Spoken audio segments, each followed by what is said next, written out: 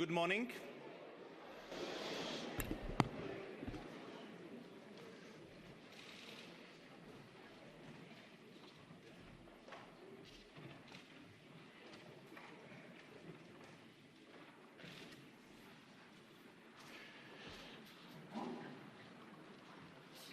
So good morning, everybody. I'm really honored that so many of you are here today for the second day of the Beyond Drought Conference.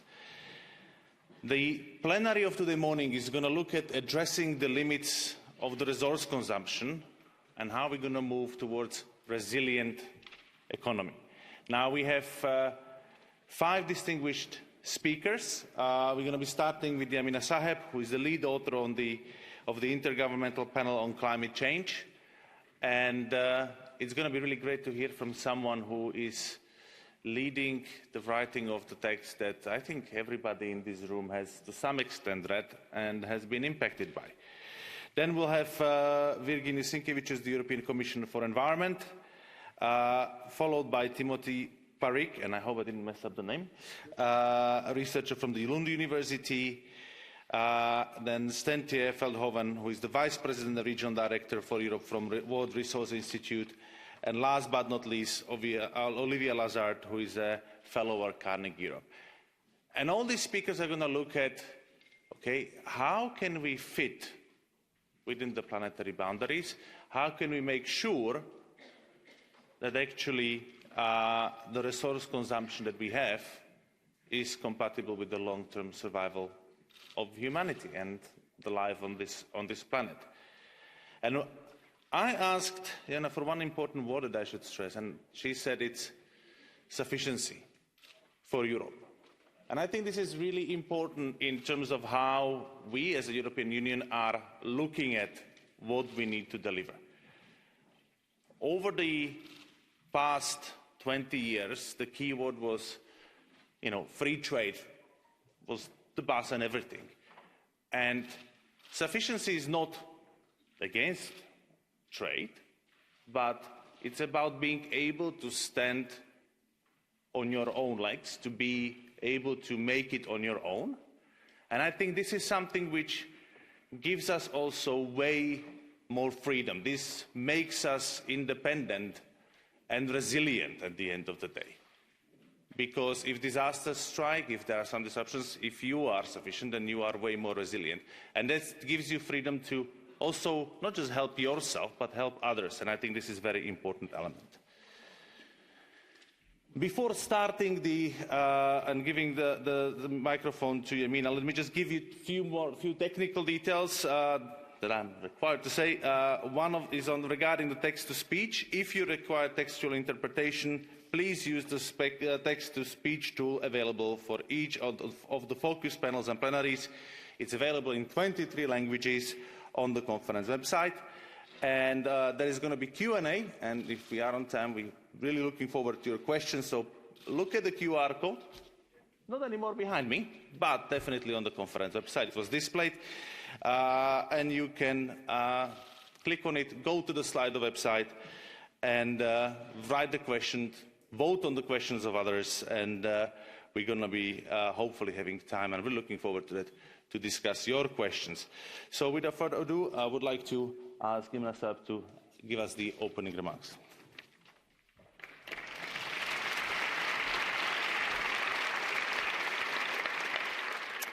Good morning, ladies and gentlemen. I'm delighted to be here today. I am expert on climate mitigation policies, and my daily job is about bringing to the attention of policymakers, and mainly EU policymakers, best practice policies to deliver on our priorities. In 2018, when I joined the IPCC to work on its 6th assessment report, I made introducing sufficiency concept in the IPCC report my priority, with a secret dream that one day it will be discussed at the European Parliament.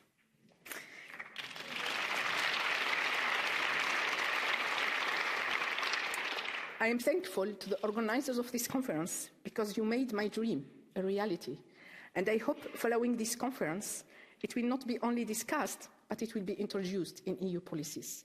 Because as of today, none of the adopted EU policy instruments include sufficiency measures. Sufficiency is not a new concept. If you look at in all old civilizations, you will see that they were organized around sufficiency policies.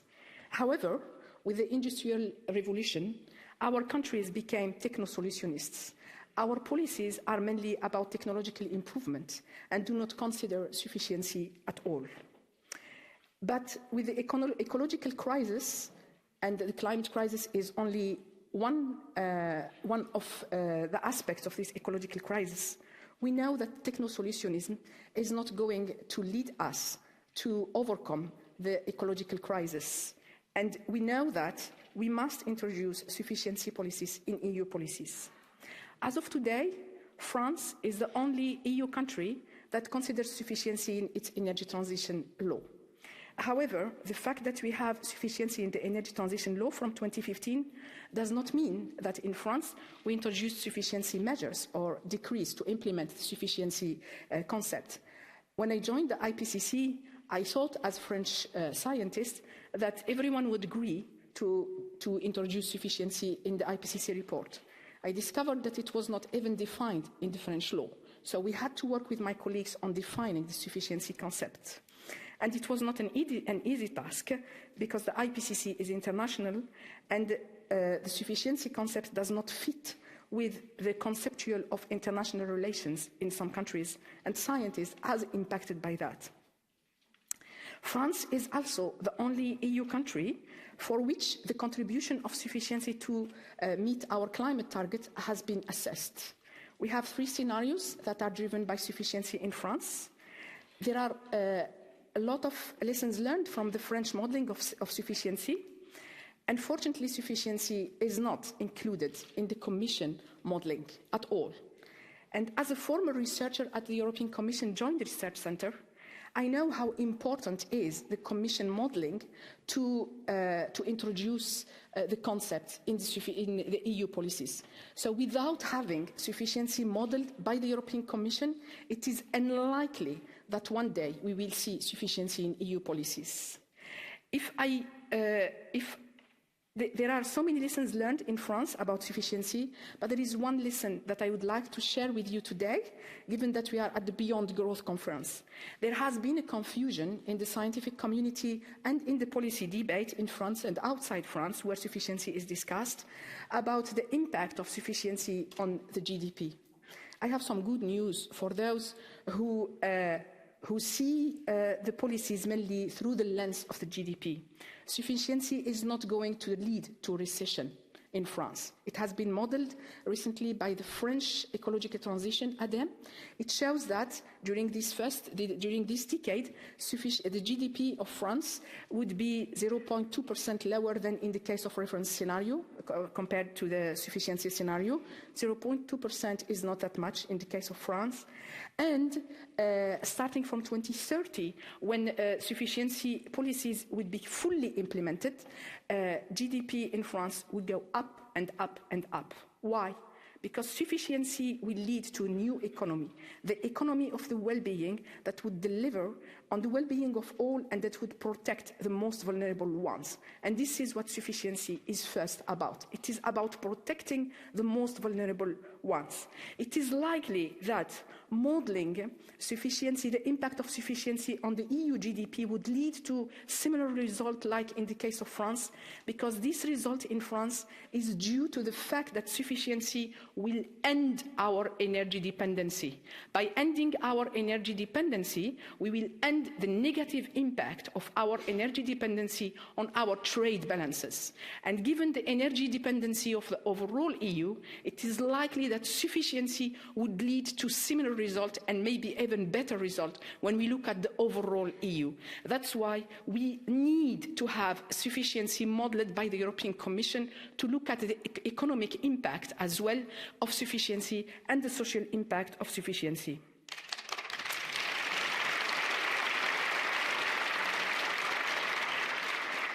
France is also the only EU country that did develop in response to the energy crisis that we have been facing since the war, the start of the war in Ukraine, sufficiency action plans. Unfortunately, the understanding of sufficiency for my government is related only to energy, the energy component of it, and not to all natural resources. And it's really unfortunate, but my government, the action plans that have been developed in France, focus mainly on behavior change of individual and short-term actions, and they do not focus, they do not propose the metamorphosis of the French policies to deliver on sufficiency. But to be fair to my government, it's not possible to France to develop sufficiency policies on its own, because our climate policies are EU policies, and we need the EU to have EU policies considering sufficiency to have them implemented in different member states. And if we look to what has been done in France in terms of sufficiency and we compare it to the definition that we included in the IPCC report, we see that France is far from being working on sufficiency, although we have the word in our energy transition law. Why? Do I have my slides? I don't know. Okay. Yeah. Why? Because sufficiency is articulated around 4 pillars. The first pillar is that sufficiency is about policy measures and daily practices. The order in which these two concepts appear is very important.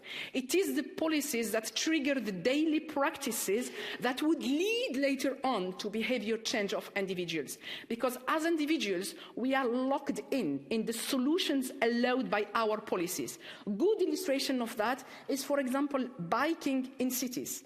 25 years ago, I was not biking in Paris because I was scared to bike in Paris, because we did not have safe biking lines, and we did not have safe biking lines because we did not have policies to put in place safe biking lines. So it was a car-dependent city with public transport, but impossible to bike. Today, I bike with my son in my back, and I am less scared. It's not completely safe yet, so if there is someone from Paris city hearing me, so please make more safe biking lines in Paris. And we need this to be done to change our behavior. This is the first pillar. The second pillar is that these policies aim at avoiding upfront the use of all natural resources. So sufficiency is not only about energy, but it's also about materials, land use, water use, etc. All natural resources. Unfortunately, the current understanding of sufficiency in France is only about energy. More recently, our president announced that we will prepare also water sufficiency plans, but we have not seen them yet. The third pillar of sufficiency is about these policies should aim at delivering the well-being for all. In the original definition we had in the IPCC was about delivering decent living standards for all. Decent living standards includes health, includes housing, includes mobility. It includes all the basic needs that we have. And we all, as citizens, have the right to have these needs satisfied. And it's the duty of policymakers to put in place the policies that satisfy these needs. And if I look at the Fit for 55, for example, I know all the people who worked on the Fit for 55 are so proud with the achievement of the Fit for 55, but I'm sorry to say that the Fit for 55 will not deliver on our climate neutrality target, and it's unlikely to deliver on the energy justice that we all, or the just transition that we all talk about. I give you...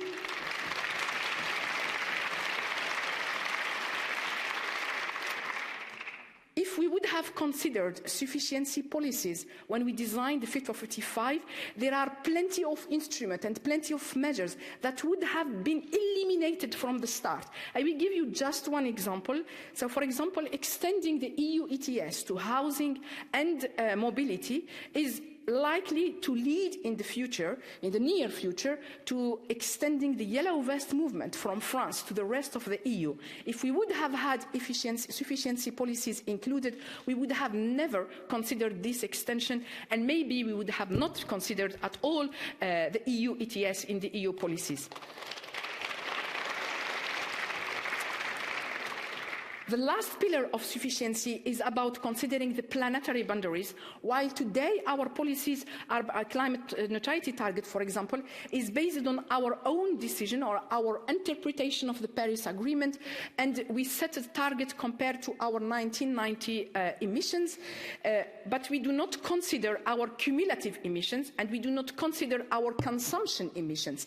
So what does that mean? It has two implications for us. If we would consider planetary boundaries, the EU should be climate neutral early 2030s, not in 2050.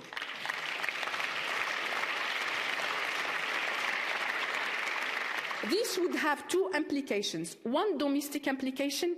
This means that we will have ambitious policies right now, and this may answer the demand from my president to put a pause, to be on standby in EU environmental policies, because we keep revising all the time, because we do not have this long-term vision, we do not consider planetary boundaries, and that's why we think that we still have time, but actually we don't have time. And the second implication of this,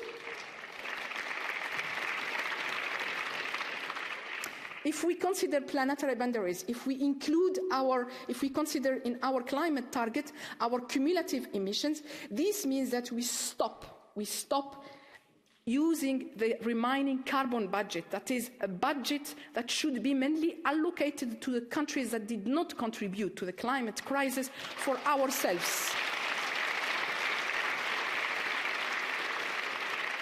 In other words, we would stop our neo-colonial approach to climate policies.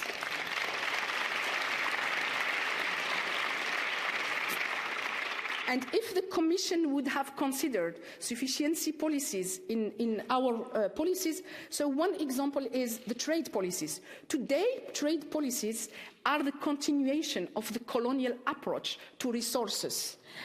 And if we would have considered, I will give you an example of one policy, something that we should have done, because even the European Parliament asked for it, and several countries have already done it. The European Commission would have speeded up the withdrawal of the EU from the Energy Charter Treaty, which is a treaty from the 90s that overprotect our neo-colonial overconsumption of fossil fuel resources in developing countries by using private arbitration. And we are still waiting for the Commission decision on this.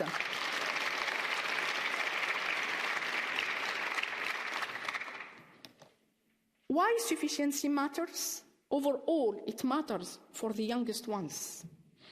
I brought for you, for me, the most important figure from the overall IPCC reports, which is a cycle that has been for 7 years this time. What you see here is the story of my family, but also the story of so million and billion of families, a million of families in Europe and billion of families over the world. My mother is in mid-70s. She is from this lucky generation who had a good life. She was born after the war, and she experienced a bit of heat waves, but she is from this lucky generation that can afford today to have an air conditioner that works, because the global warming is not that high, because when we go beyond 2 degrees, air conditioning system will not work. This is what you need to keep in mind. So she experienced a bit of heat waves, but that's okay for her, because she had the opportunity to overcome the heat waves. I am from this generation in the middle. I did experience heat waves when I was already a child, because I was born in Africa, in North Africa, and what we are experiencing today in Europe is something I experienced when I was already 10 years old in North Africa. But then comes the generation of my son. You may have heard the little boy who is making noise here. He was born in 2020. He was born the first day of a July heat wave in Paris, in Parisian hospital without air conditioning. It was very difficult for me, but the most important is that it will be very difficult for him to live in the planet that the Fit for 55 is working on. Because with the current policies, including the Fit for 55, the planet, the global warming will be above 3 degrees, and we cannot adapt to above 2 degrees. So it is...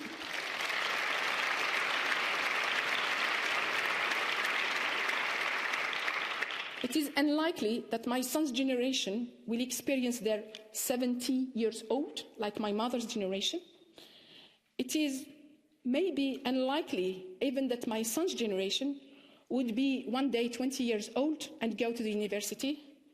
And it is likely with the current policies that when my son will be 10 years old in 2030, the global warming will be that high and air conditioning systems will not be working anymore, and we Europeans, we will not be able to afford to protect our kids from heat waves, from global warming and its implications for food, for health. So it is likely that my son's generation is going to fight, even in Europe, to eat, is going to have to fight to have water to drink, is going to fight to be in a healthy situation.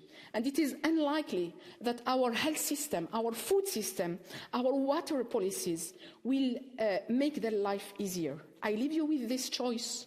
Do you want this generation to experience a livable planet, or do you want them to experience a high warming planet? Thank you.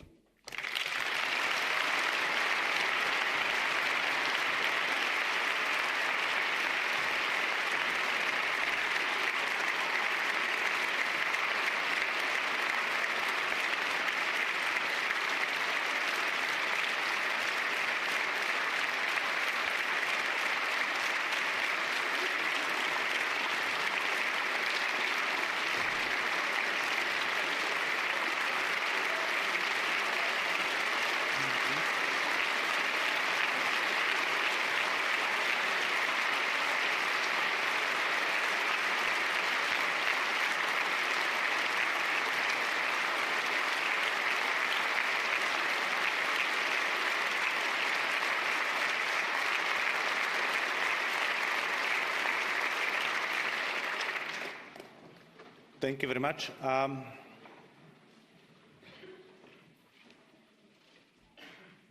My way of introducing of Virjinijus Sinkevicius as a Commissioner for Environment is actually by, after this speech, telling you something which I think is a really important call. You heard the words on how we need to do more than what we're doing in Fit for 55.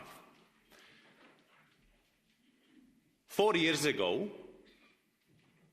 the call for for something which would be sinking the emissions in Europe by 55% by 2030 was deemed crazy. Was deemed something that would not be possible, was deemed something that would ruin us. Because of the public pressure, because of the choices, there was a mandate to go for Fit for 55, as much as you might think that we need to actually do more. And I'm the one, and I'm sure Virjinijus can tell you this, who tends to be critical of the Commission a lot.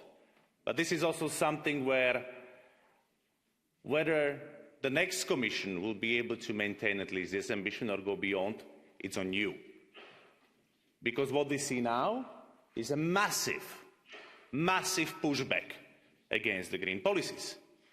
And whether you are going to be able to change the things next May is in your hands.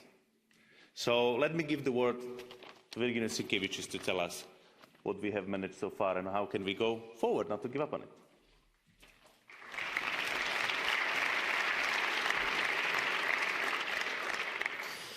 Thank you very much, and good morning to everyone. Thank you very much for your speech, an excellent speech, and I hope, of course, it will go and travel far across Europe and not going to stay in this hemicycle, because it's extremely important. And especially, I think, extremely important part to be mentioned is not only Fit for 55. Fit for 55 is a historic achievement. We can say it didn't go far enough. I hope that the next Commission will be able and will have, not only Commission, but also this House, to have a political courage to go even further with your strong push and your encouragement. But we should not forget one more thing, is our ecosystems. And I'm always keep on telling that IPCC reports which show us falling behind 1.5 degrees and even going beyond 2 degrees, they don't take into account one thing, failed ecosystems. Oceans that are not able to absorb the carbon, that they are not able to mitigate the temperature, forests that are no longer there, soils that are not productive enough. All this is not included in IPCC report. So I truly hope that we will be able to connect the picture and make a loud call for more environmental policies instead of less environmental policies. Now, let me focus on my speech. And first of all, I wanted to say that we are part of the discussion that happens across Europe and across the world.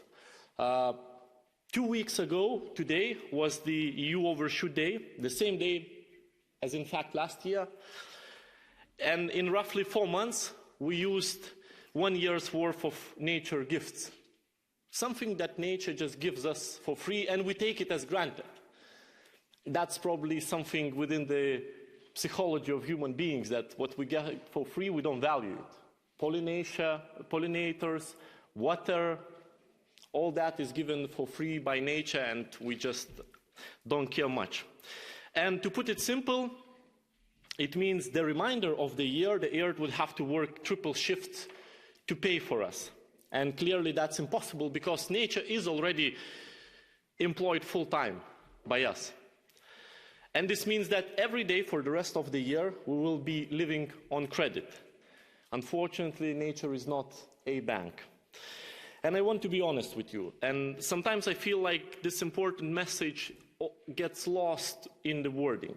We say things like, people need to consume less. That's okay, but not the full picture. Let's take an example as a very simple one from textile.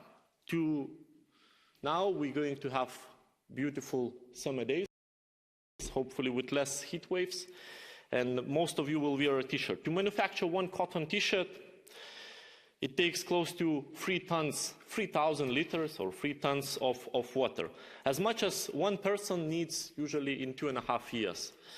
You can buy cheap t-shirts in a bulk and just throw them out after using them once or twice, or you can buy one and use it for years. Can we really say that's a simple question of consumption? Not really.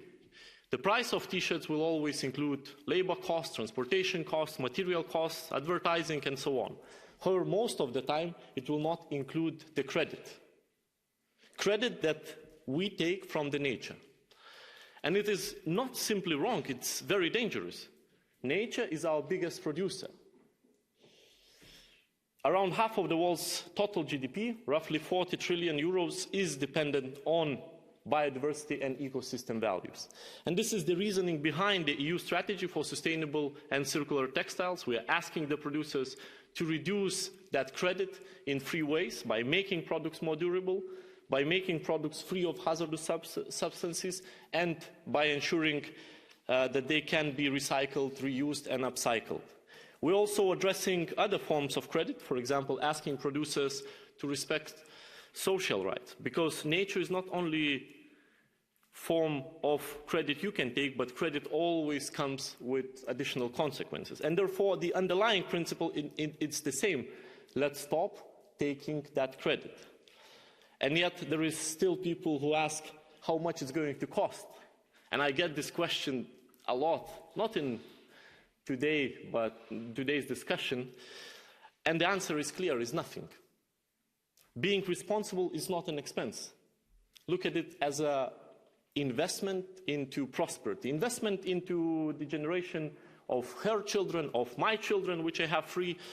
So we can employ people and industries to help us provide so that we would not need to take that credit. And much like we include the costs of human labor, because otherwise the producers just go bankrupt, the same way we must include the cost to nature. That is also why the green transition is also about making us competitive, ensuring our continuous production, providing for our consumers within the planetary boundaries. So differently than we do it now. And that's why we also use words such as autonomy and resilience to define our future economies. That's also why it's very important to measure the credit that we take, so we could significantly address it. And therefore, for example, the recent Commission strategy for long-term competitiveness and the Green Deal industry plan talk about growing entire new jobs, boosting industries and improving our competitiveness within the Green Deal, within the boundaries of this planet. This is the path we have been treating since 2020, since the adoption of the Circular Economy Action Plan, where we see that circular economy is the only way forward. Our linear economy model is not going to get us anywhere. And the example of textiles I already gave you, but you can see those examples all across the industries. And there are many more examples I could give, especially as regards climate and energy, such as critical raw materials or batteries legislation, but I would like to focus on two aimed directly at consumers. First of all, the first is a new approach to eco-design. Last year we proposed extending the previous legislation far beyond the energy use and including new criteria directly related to circularity. And the goal is to ensure by that 2030 all products that are placed on the EU market are durable, repairable, reusable and safely and efficiently recyclable. So they will come with a digital product passports with detailed information about the materials that they contain, their repairability and how they can be recycled. But most importantly, you will be empowered to make a choice of what sort of and how big of a credit you will be taking.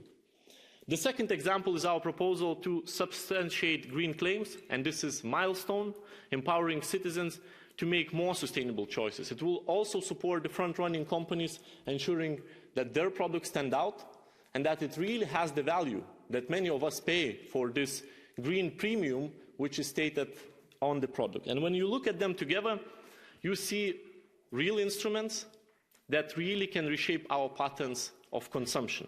A world where green isn't special, a world where green is normal and where green is a status quo. And that's the path we need to travel. As we advance towards the future, we need to map our progress and we need reliable indicators in a language that we all can understand. Again, I truly hope that this speech can travel outside this hemicycle and that can be understood the way you did with the standing applause. We are all here today because we recognize the shortcomings of GDP. It's a very basic map. It tells us nothing about the cost of growth, absolutely nothing. About environmental degradation, about greenhouse gas emissions, biodiversity loss, impacts on well-being and happiness. And the Commission has been arguing for a better tool for the best part of 15 years. The Beyond GDP communication in 2009 recognized those shortcomings and made the case for a different approach. And we have made a good progress since then. We have developed environmental and circular economy indicators to measure progress on a broad range of policies, all of which are important for sustainability and resilience. To mention just a few, we have an economic growth from resource use. The consumption footprint indicator measures the impact of our EU consumption, including from imports, and we work on natural capital accounting, helping governments and businesses recognize their dependence on nature and ecosystems that are healthy. It's all about understanding. Understanding not only in these rooms or in academia, understanding also among the CEOs, directors, presidents, vice presidents, in the boardrooms, and becoming a part of company strategy. With the circular material use rate, we see the share of material that gets recycled back in the economy. Our own rate has risen since 2004 to 2021 and finally reached almost 12%. It's still very marginal. It means that almost 12% of material resources used in the EU are coming from recycled waste, but the rest, 88%, is just wasted. It's a trend that we can build on as we keep on the path of the green transition. Just yesterday, we adopted a revised circular economy monitoring framework with new indicators to measure our progress in circularity. It's, again, one further step to measure progress beyond GDP. However, we do need better language to reach to all our stakeholders. And I think the Green Deal, EU biodiversity strategy, our historic agreements of the COP15 in Montreal and BBNJ agreements, they are all indications that the understanding what's at stake is global. However, we need to do more.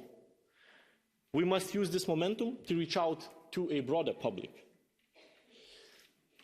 I feel that today I'm in the right room where I feel the momentum of 2019. But the question is, are we going to be able to repeat the momentum of 2019? Are we going to be able to push policymakers and decision makers to go beyond the Fit for 55? Or are we going to see reversing trends? And the risks are very high. I think what's very clear that in a world with limited resources, green transition is the only thing that offers us unlimited potential and a livable future. We must ensure that everybody knows that, and that we can measure our pathways to realizing this potential and ensuring a livable future. And this depends on all of us. Thank you.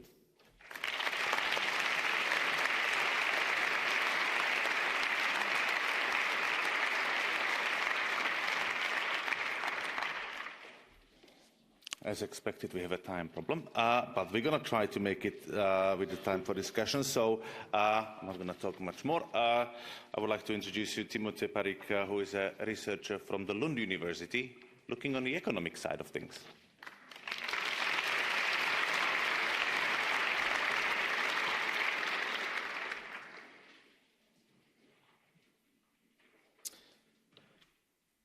There's a rumor that is picking up speed in the media, affirming that it is possible to both produce more while polluting less. Some people call it green growth. This rumor is not only a rumor, it's also a belief deeply embedded within our current environmental strategies. SDG 8 aims to decouple economic growth from environmental degradation. The Paris Agreement mentions promoting economic growth while responding to climate change. The European Green Deal speaks of economic growth decoupled from resource use. During the opening plenary, Roberta Metsola told us that the objective was to grow sustainably. And Ursula von der Leyen called for a new European growth model. Problem? The idea of an economic growth fully decoupled from nature is a fairy tale. It is scientifically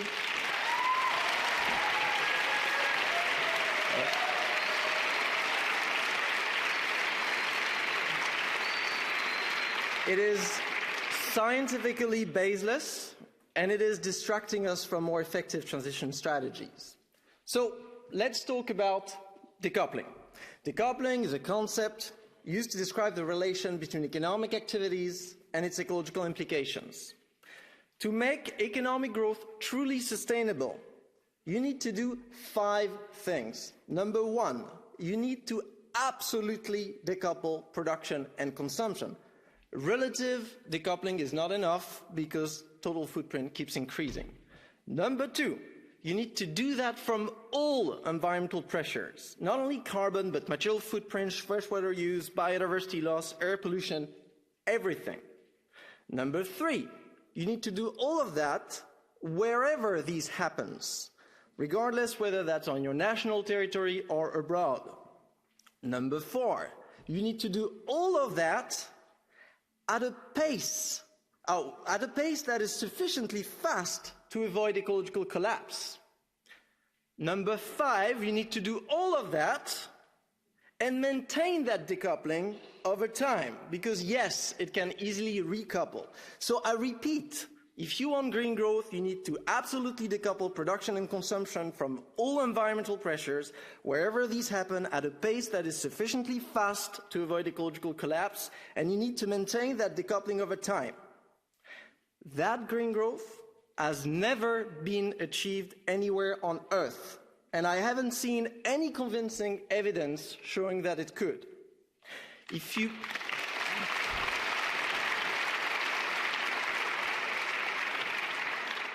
you believe in green growth, the burden of proof is on you. And you need to show us that these 5 things are possible. Waiting for that, and we've been waiting long enough, we may want to start working on a sustainability transition that is actually feasible. At this point, some will say that there's been some decoupling here and there, especially in Europe, and so perhaps, maybe, if this and that, decoupling will very soon happen. So let's look at what some people describe as a success story of green growth, here concerning greenhouse gas emissions. Here's the evolution of territorial emissions in 28 European countries. First comments, in case that's not obvious enough. These reductions are very, very, very, and to be mathematically precise, very, very, very tiny. Calling it green would be like me saying I've done a diet after losing 200 grams. It's tiny and it's concentrated during a few years, especially years marked by a significant slowdown of economic growth. That is quite a twist. The data supposedly demonstrating that economic growth can be green actually shows the precise opposite. The best way to green growth is to take growth away. So,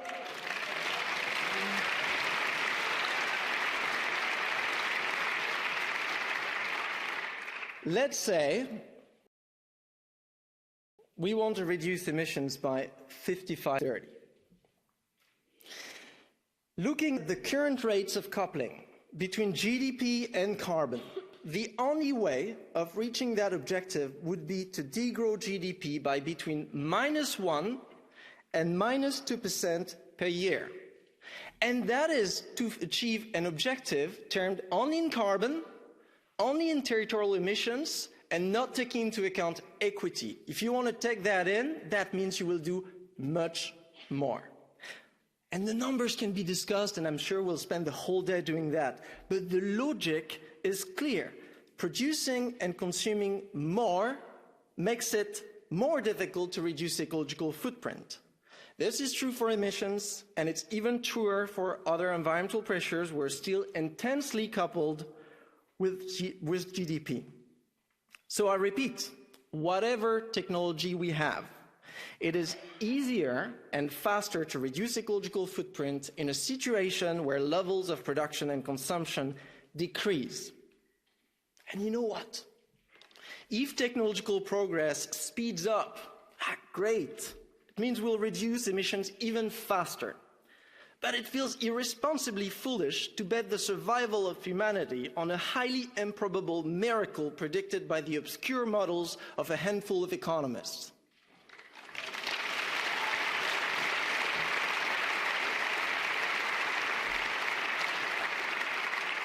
So here's a more realistic strategy for Europe.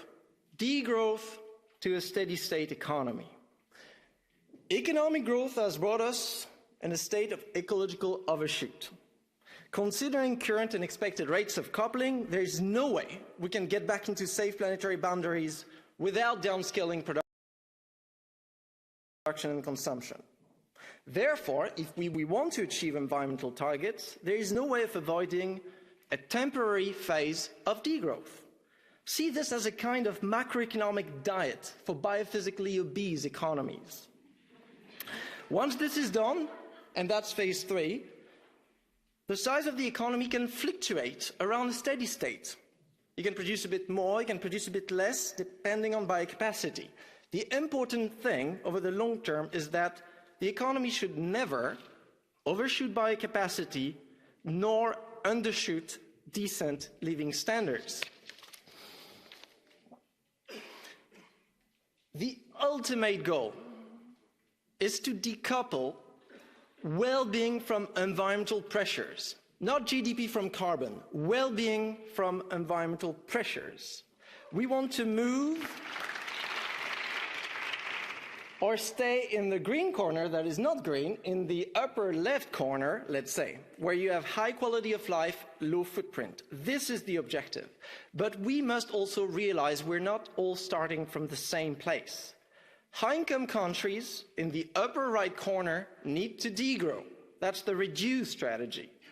In doing so, they will free up ecological space for other less privileged countries to build productive capacity to satisfy unmet needs and to shift towards more sustainable means of need satisfaction. Temporary degrowth in the global north, temporary growth in the global south, then both meeting at a sustainable steady state, securing well-being for all within planetary boundaries.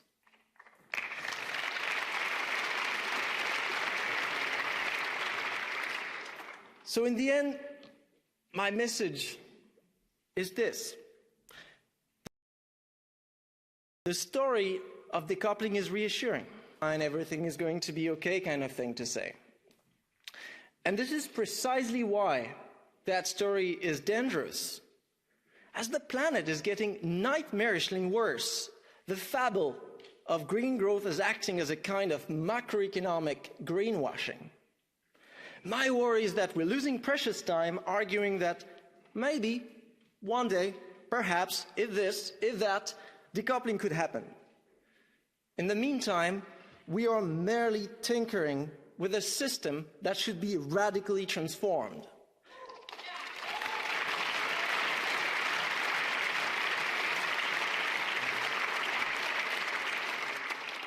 Fact is, rich countries today still look like seesaws. When GDP goes up, nature goes down. The real question is, which one do you really want to save?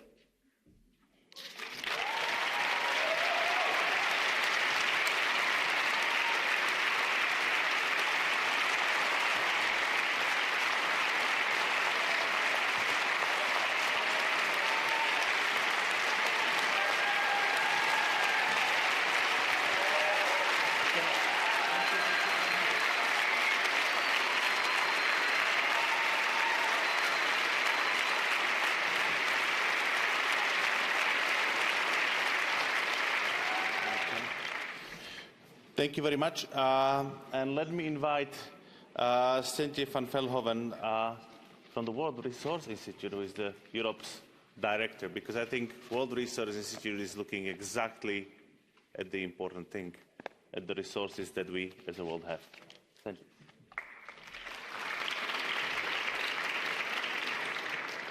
Thank you all, and let me also thank the previous speakers. I think we are following in a great train on each other's presentations, and Martin, that's all due to you, to your excellent moderation. So when I was actually helping my daughter with her economy exam this past weekend, it underlined for me how important it is, how fundamental it is that we change the very lens with which we look at our society.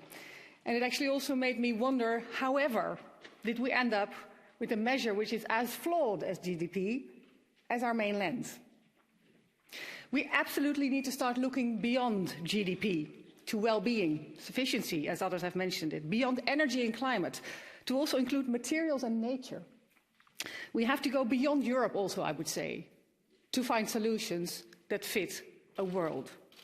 And Europe is one of those places that really needs to drastically change its footprint.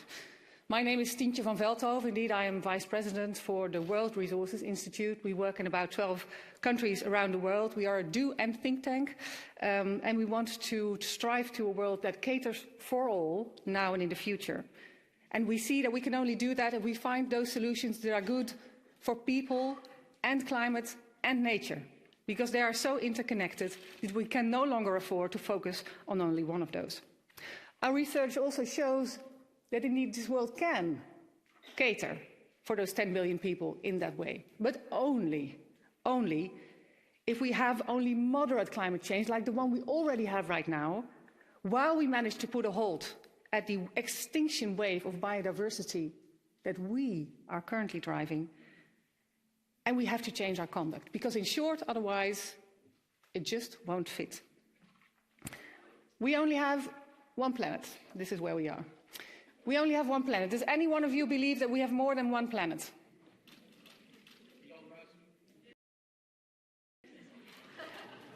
Why are we acting as though we have more than one planet? We are, on a daily basis. On average, in Europe, countries in Europe, on average, they use about as if we were having 3 planets. We only have 1. So either we get very, very smart at finding that other planet very quickly, or talking about fairy tales, we get very smart at reducing our footprint to that 1 planet that we have.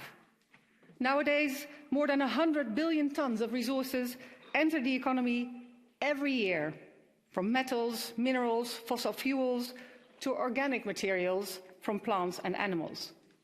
And just under 10% of that gets recycled and used again. Imagine 10 big pickup trucks of waste.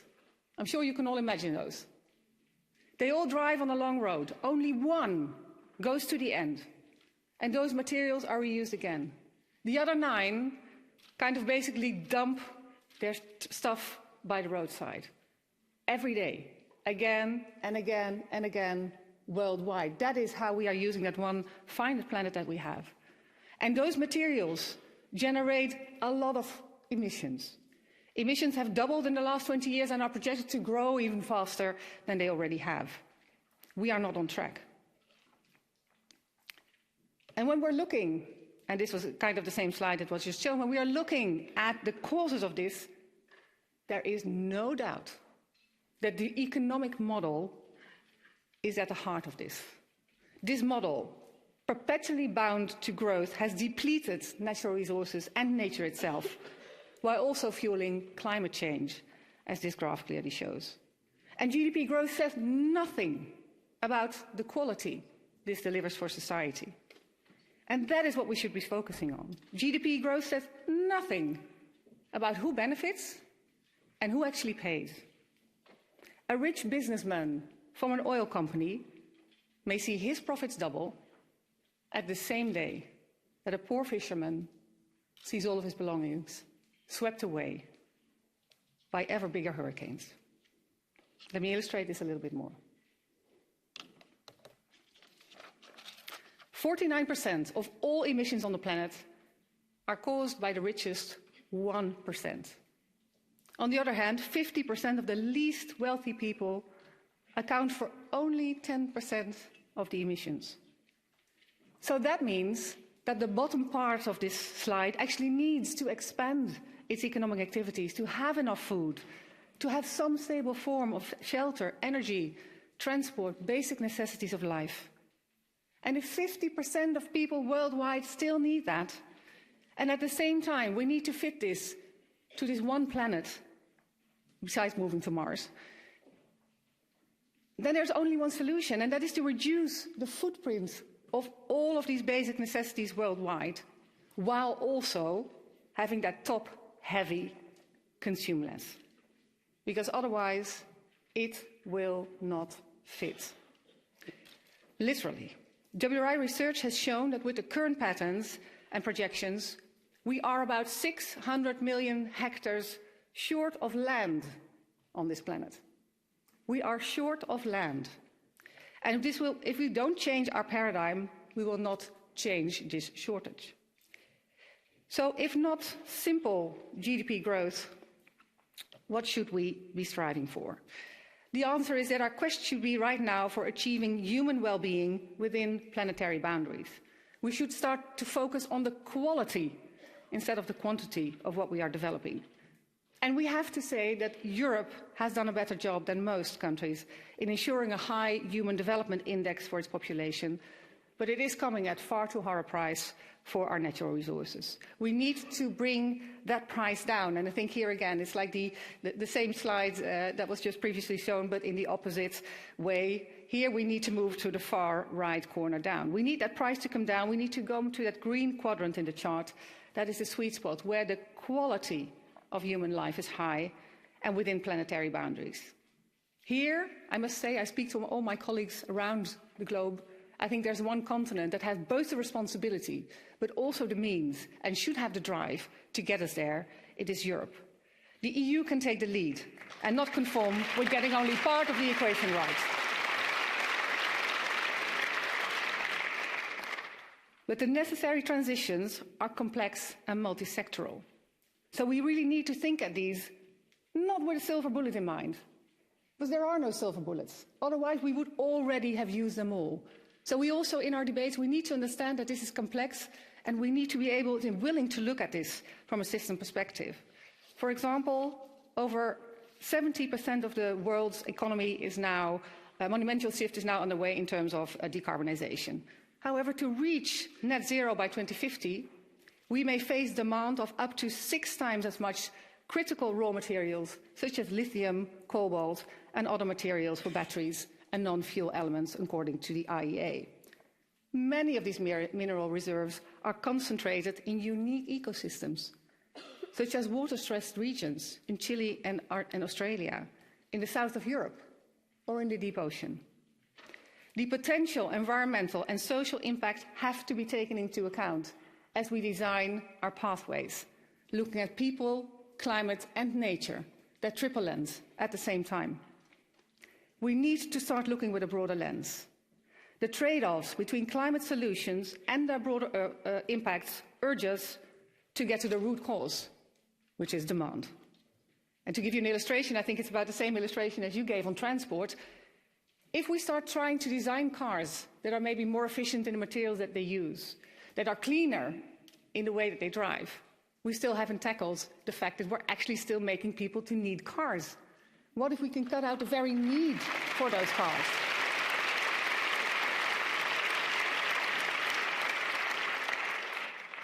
Designing your city may be the most, for cycling, may be the most effective way of actually reducing that climate, people and nature footprint. We need to start looking at the system and see where in the system we can find those pressure points. They will usually be outside of the domains that we were usually working in. They may be outside of the networks that we were always connecting to. We have to start looking at that system level. Otherwise, we're not tackling the root cause, we're tackling a symptom. And time is up for tackling only system.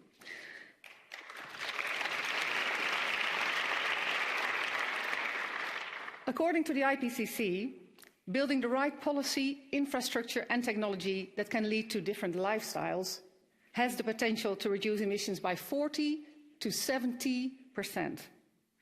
WRI's Behavioral Change Lab shows that by changing only 5 hotspot behaviours into resilient behaviours in the sectors of energy, transport and food, we have the opportunity to create that win-win-win for people, climate and nature.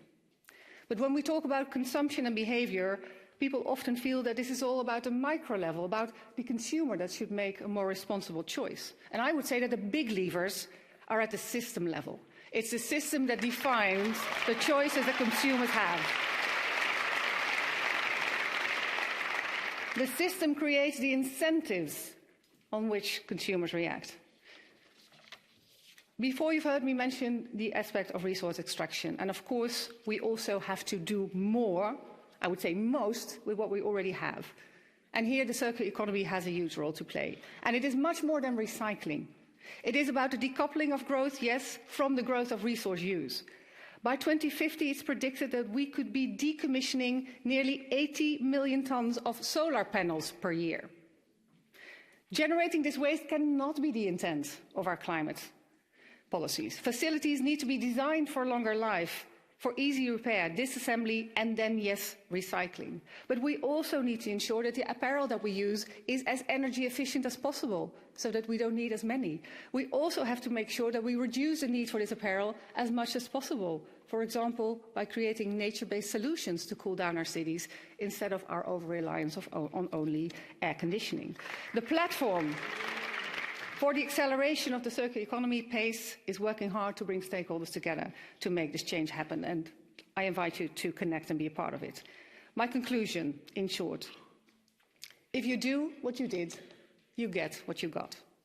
In this case, what we did was a pace of change that was too slow, too much focus on the symptoms, and does not look at people, climate, nature, and an integrated system matter. But we can still change what we get. We have to focus on people, climate, nature in a connected way. We must also realise that these systems go way beyond Europe. If Europe continues to fuel its energy transition with biofuels, we're creating massive problems elsewhere in the world. We have to take the world into account. And when we talk about change, apart from this room, where we are all very enthusiastic about creating that change, outside of this room, I often see faces turn a little bit sour when we talk about change, because change is difficult, is what they perceive. But we have so much to win. Let's tell that story. Let's tell that story about a fairer society, health for our citizens, clean air, vibrant wildlife, and natural ecosystems. That is what we could get if we start to do things differently. Thank you so much.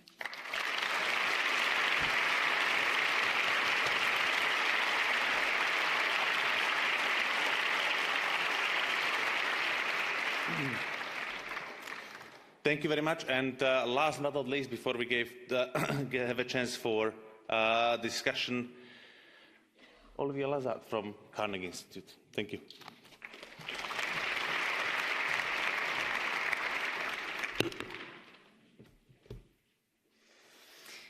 Thank you. Thank you to my co-panelists. I've learned a lot. I suspect that I won't get a standing ovation at the end of my speech. It's all right. I'm gonna tempt my chances. Growth stands at the heart of a new security dilemma. A business-as-usual approach to growth will lead the world into overshoot and drive planetary risks. Risks that we're in no way fit to manage or anticipate with our current institutions. We've talked about this plenty on this panel and since yesterday.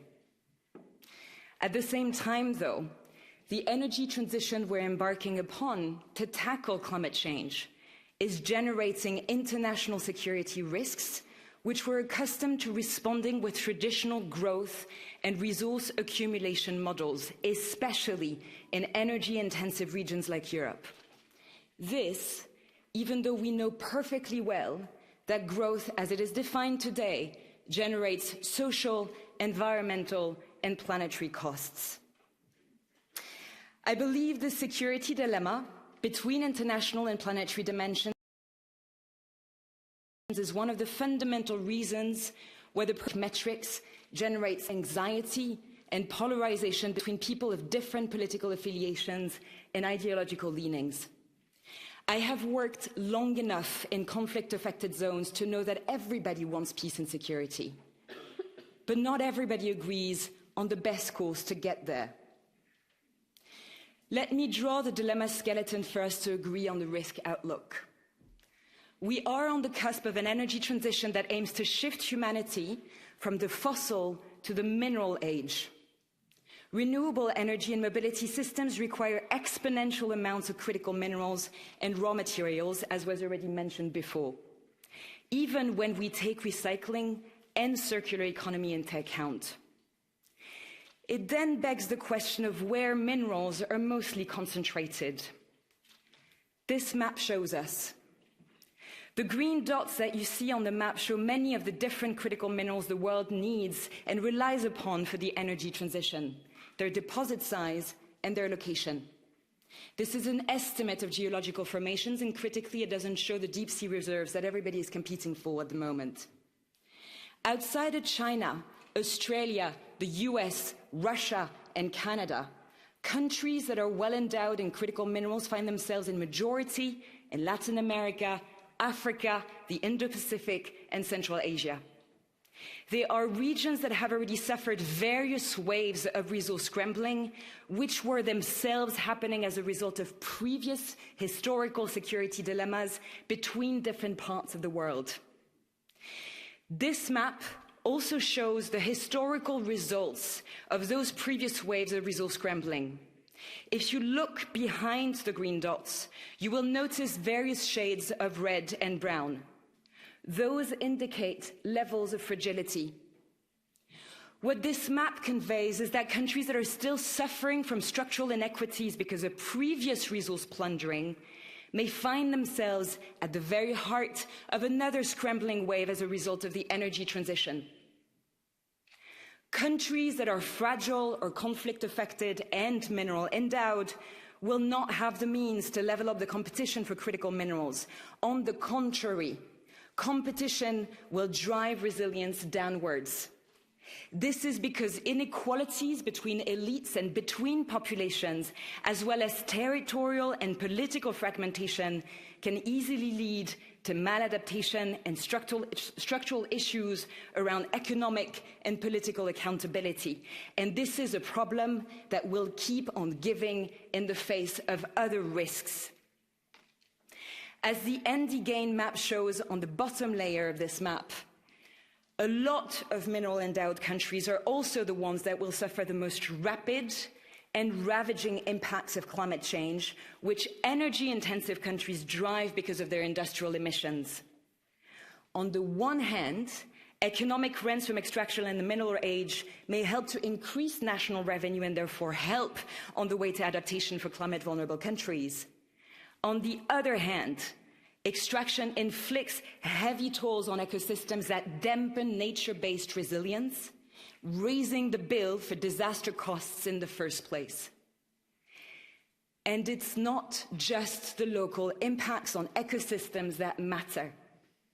It is the aggregate impacts of mining at planetary levels and of industrial expansion. Benchmark Minerals has estimated, for example, that we should open at least 336 new mines only for battery-related supply chains by 2035. The issue is that in some cases, mining could take place in global regeneration priority areas, which you see in red and orange on this map, or in key biodiversity areas, meaning areas that we urgently need to regenerate in order to stabilize the climate and the hydrological cycle globally, as the Commissioner was mentioning before. In short, the maps illustrate a stacking up of risks within the energy transition that need to be avoided, prevented, or mitigated. These risks revolve mainly around 1, the conflicts between mitigation-driven extraction and adaptation, as well as regeneration. 2, maladaptation, de-development, fragility and violence risks in countries offering mitigation assets to energy-intensive countries. 3, potential impacts on biophysical fluxes guaranteed by healthy ecosystems that hold our planet into balance and that regulate climate regime. None of what I'm saying should be taken to question the fact that we need to decarbonize. This is an imperative. But we're entering in the energy transition with an energy substitution and business as usual model that may indeed threaten the last standing ecosystems of the planet and the relative progress made on international development. All of these risks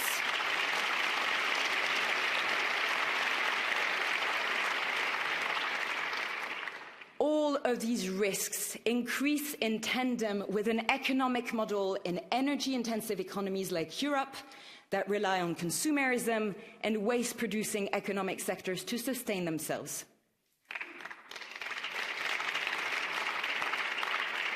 With the way in which the EU conceptualizes its transition, even within the Green Deal and the Fit for 55 plan, business as usual prevails because it has become part of social contracts around mobility, standards of living, employment generation, and state-citizen relations. On these data sets alone, we can observe that the health of the planet is at risk. This is no surprise. Decarbonization is not in question here. What is in question, rather, is how we use energy and what we use energy for in terms of powering ecosystems, economic models, sorry.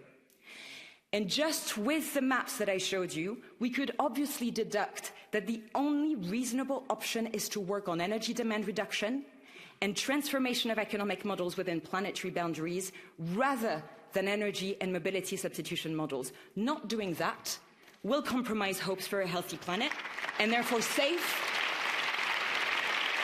and dignified living. But, and this is the moment when you're going to stop uploading, there is a catch-22. We have entered a heavily geopolitically fragmented world. In fact, we live in a world in which the energy transition and the competition associated to it is partly driving systems rivalry and recasting the global balance of power. With it, security anxieties rise. And impetus for traditional economic growth rises along with it. Competition at the international level is playing out at base camp of mineral supply chains, meaning around deposits and around models for extraction. It is also playing out at the processing, clean tech innovation levels and export capacity. There is a particular worry about Chinese near hegemony in supply chains over critical minerals, which are crucial for clean tech development, but also for digitalization and technological innovation, the next frontier of economic expansion and growth that everybody is co-opted to in this world, whether or not they agree with it. China has built a near hegemony over critical minerals on the back of vertically integrating supply chains from extraction to processing to exports. On rare earths, as we all know, China controls over 90% of supply chains. China has also perfected economies of scale at a systemic and global level. Minerals such as nickel, cobalt, copper, lithium are cheaper to process in China and therefore to import within Europe. It therefore controls on average 70% of different mineral supply chains. And the problem is that China has demonstrated that it can weaponize supply chains when it suits its political needs, including on how to shut criticism over security and territorial breaches, as well as human rights regime breaches. And it's not just China that is a concern. Russia is well advanced in its acquisition of mineral deposits around the world. It adopts a militarized and securitized business model that relies on corruption, money laundering, violence, and wars of aggression to acquire resources, Ukraine included. While it is not as powerful as China, it is certainly powerful enough to make itself an admissible power broker in the future of supply chains. Parts of its objectives are to control the very supply chains that Europe relies upon to meet its climate targets and comply with the climate law. In response, Europe obviously responds by more deterrence, more defense, more investments abroad, and therefore more demand at home. That's the problem with the type of economic stimulus model that we sustain. And all of this creates different security arches forming between energy-intensive economies to maintain their social contracts and the economic interdependencies that underpin them. The competition arch means that two superpowers in particular are driving the global economy towards more extraction and more economic growth, and we're largely co-opted into that logic. This arch means that we're accelerating into a new era of resource accumulation. In this era, some powers are ready to use war, which drives militarization up, which drives demand for critical minerals up, which drives resource scrambling up. Global southern countries find themselves at the heart of this new scramble for resources. Their natural resources and their political alignment potential are up for grabs at an international level. The future of security at global levels will depend on the ability of these countries that are well endowed in mineral resources to arbitrate power competition. Depending on their ability to level up power distribution, security risks may increase or soften. For now, from what I have observed while investigating the implications of the energy transition from a global perspective in the field, I can attest that I observe more potential for authoritarianism, elite capture, more environmental destruction, and more violence at social levels. And what I have equally observed is that Europe is not equipped currently to deal with the ramifications and implications of the global competition. Europe is stuck in an economic model where it needs to prioritize security dividends through economic growth and stability of indicators and find ways to ensure its own social contracts on the way to meeting its climate law. But in the meantime, yes, it contributes to less planetary security.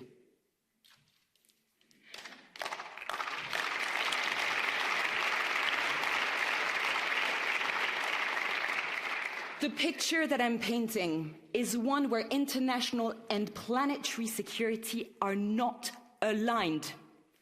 Yet, we need both to ensure a fair and equitable future for all. There are ways to decrease the risks of the security dilemma in and within Europe. I will mention just one avenue to explore amongst many ahead of us. We need multidimensional and quality partnerships with other middle powers, the ones that are well endowed in critical minerals, the one that we may see as fragile and which we're accustomed to regarding as aid recipients.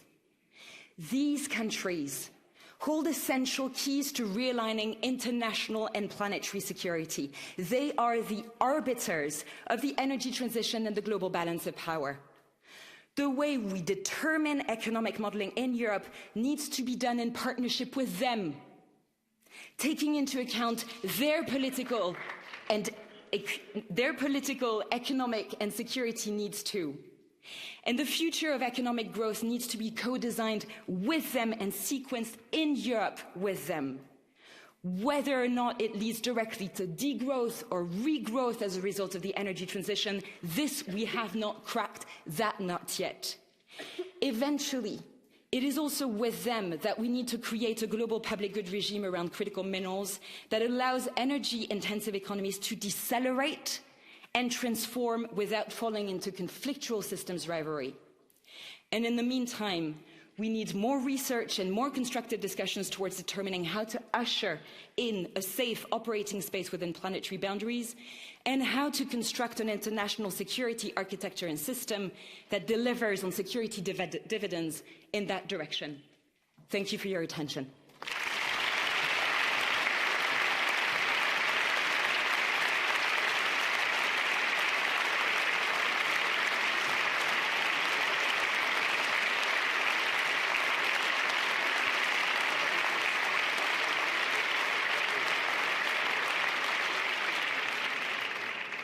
Okay, I have to say I failed.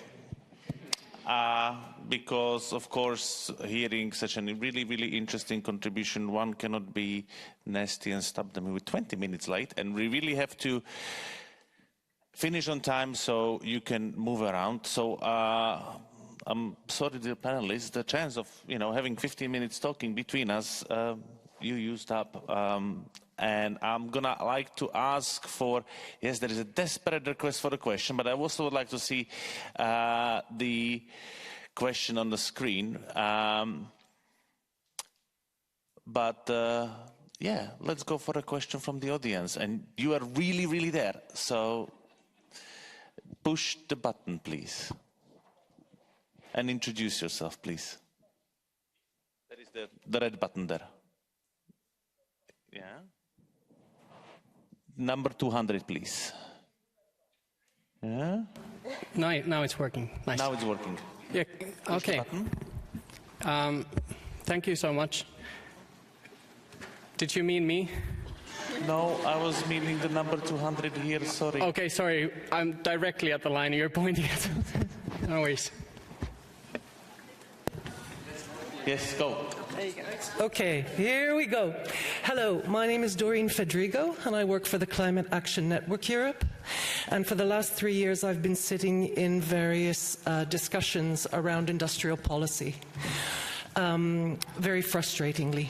And I wanted to ask the panel a question because I think Olivia's point about international security and the geopolitical situation, which is degrading and has been degrading for a number of years, is actually linked to a number of things that have been said by the other panels, whether it's Tim or Yamina or, I'm sorry, I can't remember your name, from the World Resources Institute, which is this techno-solutionist approach is also something that hasn't been talked about, is also one that complexifies everything.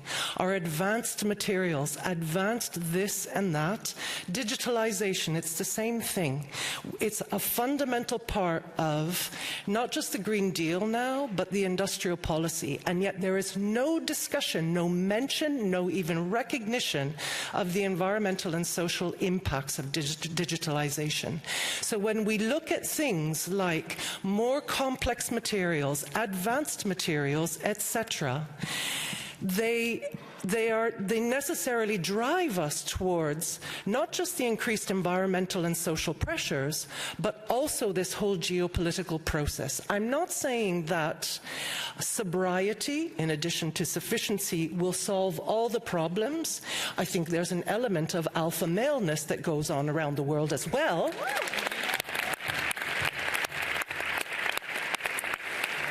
But I'd like to hear from the panel what your thoughts are in terms of this marrying sufficiency and sobriety through whatever we want to call it, you know, intentional simplicity, that kind of thing. Thank you. Thank you very much. Now, dear panelists, those of you who want to answer, I'm not going to force anyone, you have the mics with you, have maximum 1 minute, because then we have to really finish.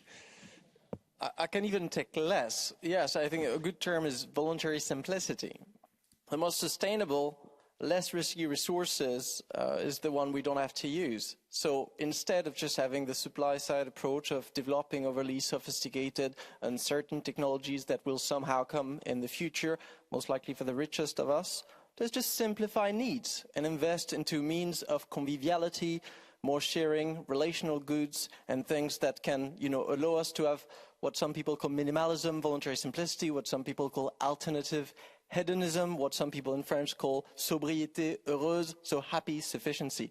And that's, you know, sobriété in French, sufficiency, like could be interpreted both as this, also as a level of sufficiency, or just having enough, as a whole philosophy of just, you know, not unlimited cravings, but just democratically sitting down and asking the question, when do we have enough and when can we afford to just stop growing?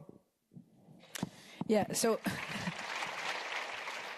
the word sobriété in French is what we call sufficiency in English. And sufficiency is about working on the needs of the people instead of working on the wants, the needs of the majority instead of working on the wants of the minority. And this is when you work on the wants of the minority, and this is what our policies are about actually, then you end up in the need of more extraction, always more extraction, to trying to solve the problem within the means of the problem itself. And this is what does not work. We already know that. But we continue doing that. So we need to stop trying solving the problems, the problem we have with the problem itself, because we will never achieve that. Thank you. Stientje. Thank you so much for your question. And by the way, my name is indeed very difficult. I think my parents never envisaged I would have an international career. But anyway, if you ever come across my name, it's always me. That's the advantage of it. I loved your question because it also... It made me think of a visit that I made to some of our work in Africa only about a month and a half ago. And when we are thinking about the need to decarbonize transport, that need is going to be huge in the global south because most of the growth, population growth is going to take place in the global south. Those cities are expanding, they're exploding. So you start to have a discussion about decarbonization of transport and everybody starts thinking about an electrified vehicle, which makes no sense. 40% in those cities is still walking and cycling. So what would be the best way to ensure that they can clean their transport is actually to keep it as it is, but to make it safe. Take away the need for people to buy a car, to be able to walk safely or to cycle safely along the roads.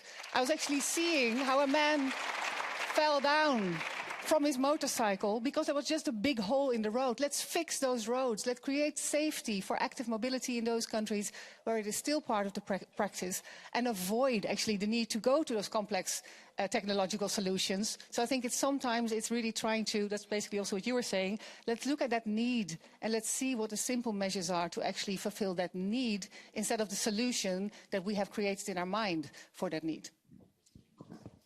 Thank you.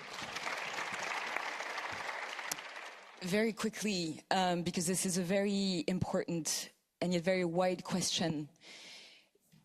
We have coupled the transition, we have called it the twin transition, decarbonization, digitalization. Decarbonization represents the hardware of a digital transition, and the digital transition itself is going to drive even more demand for critical minerals, for economic expansion and that kind of thing, and therefore for encroachment on ecosystems in the seas, you know, on terrestrial ecosystems, etc., etc. So again, according to planetary security impetus, we should not go in that direction, because on top of it, it's based on a false understanding of dematerialization. Digitalization is not dematerialized, it's heavily materialized.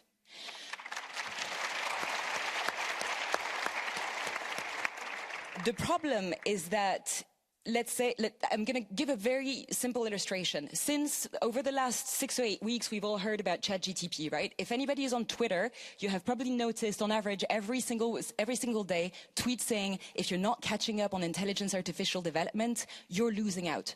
You're losing out in terms of your comprehension of the education that is to come, of the economic systems that is to come, and therefore on the ability to compete at an international level and to maintain those equilibriums.